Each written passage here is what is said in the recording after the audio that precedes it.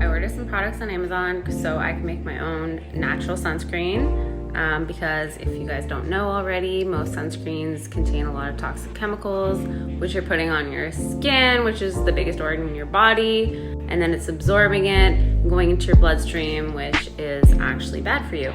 So two natural products that you can use: zinc oxide, which just a reminder, you need a mask and gloves to touch and handle it, but I kind of finished up here already. So then I bought some red raspberry seed oil, which has like its own natural SPF, I think 30. So I mixed those together with some coconut oil, and so far it's looking really good.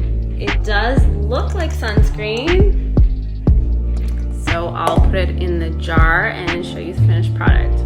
I'm already really satisfied with this. Here's the finished product. It looks just like sunscreen. I reused like a face cream sunscreen jar to make it more eco-friendly.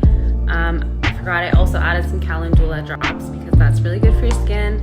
So I tried it on my hand, and honestly, because I put coconut oil in it, it just kind of melts into your skin,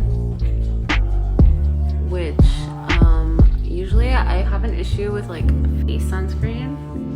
One, I find it makes me really greasy, and the other, like, you get white marks.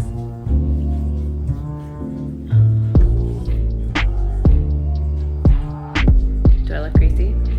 So there you have it, your own DIY homemade sunscreen that is vegan, natural, eco-friendly.